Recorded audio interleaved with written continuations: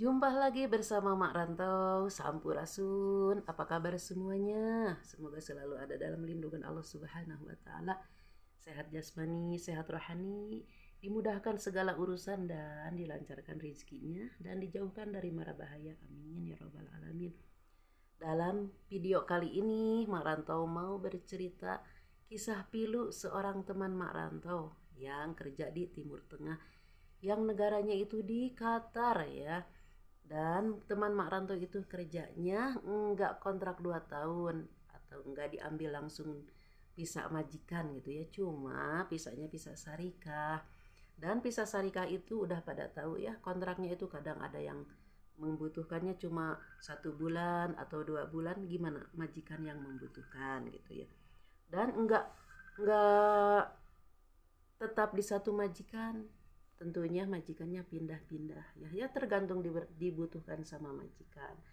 Kebetulan teman Mak Rantau itu sudah pindah atau pindah deui gitu tak kaditu ka dieu cenanya, majikan ganti lagi gitu. Dan kebetulan dia itu mendapatkan majikannya yang agak-agak gimana gitu ya, pokoknya yang agak-agak sulit hatinya gitu, pelit juga gitu ya.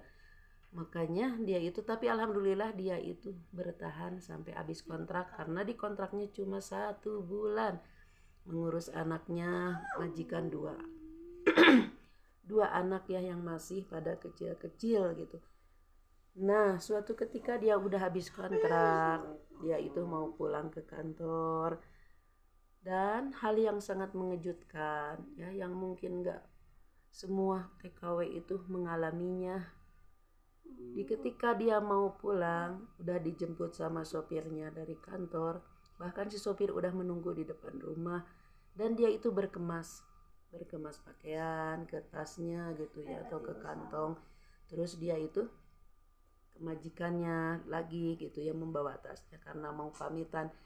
Katanya aku sekarang mau pulang dan ini tas, kalau mau diperiksa silahkan gitu ya. Terus majikannya kunci kamarnya, dikunci dia di kamar sama majikannya sama adik majikannya, diperiksa tasnya itu satu persatu, bajunya dikeluarin dari tas sampai dikebreng-kebreng begini, nggak tahu yang dicurigai itu apa, atau memang mungkin itu udah harusnya ya mungkin diperiksa. Tapi Mak Rantau selama kerja di sini, nggak itu di Sarika atau itu di majikan yang kontraknya 2 tahun, Mak Rantau nggak pernah sampai diperiksa begitu ya.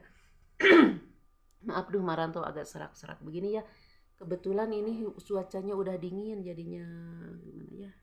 Pokoknya udara dingin di sini itu sangat-sangat dingin. Kalau udah dingin itu makanya harus jaga kesehatan ya. Pakai baju yang tebal-tebal, jangan sampai pakai baju yang tipis nanti masuk angin gitu ya. Oh iya, tentang teman Mak Rantau itu ya. Nah, udah dikunci itu di kamar sama majikan dan adik majikannya.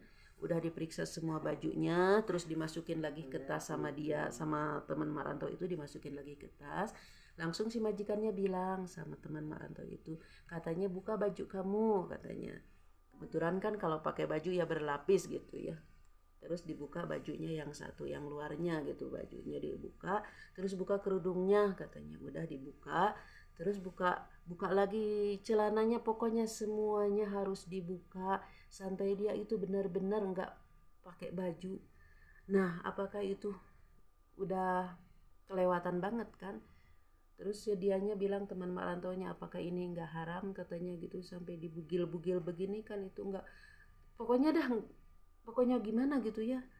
Nah udah gitu sampai diperiksa sampai segitunya, apa sih yang dicurigain gitu, padahal kan gak seharusnya juga diperiksa sampai begitu-begitunya ya Allah. Walaupun malu dia ya terpaksa dia itu buka semua pakaiannya, ditanggalkan semua pakaiannya itu. Nah setelah semua pakaiannya ditanggalkan ya nggak ada apa-apa di dalam di tubuhnya dia itu, nggak nyuri apa, tapi kecurigaannya dia, majikannya itu sampai segitunya. Astagfirullahalazim, kalau nggak percaya sama pembantu buat apa sih ngambil pembantu gitu ya. Dan pembantu itu nggak semuanya nggak baik, pembantu itu ada yang baik, jadi nggak usah disamain yang nggak baik, yang baik juga banyak, yang nggak baik juga banyak. Jadi yang baiknya, yang pembantu yang baik itu jangan disamain yang nggak baik dong gitu ya.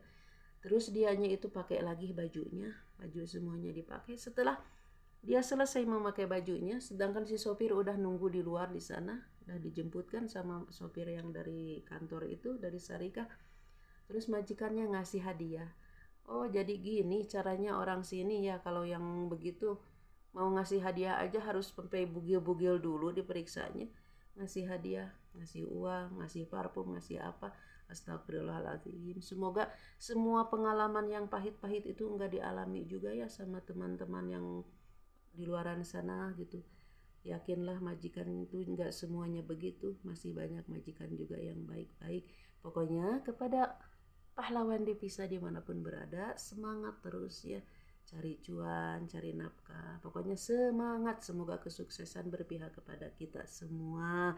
Nah, ceritanya begitu, jadi nggak panjang lebar, dari Mak Rantau cuma punya cerita segitu, dan masih banyak cerita-cerita yang akan Mak Rantau ceritakan di sini.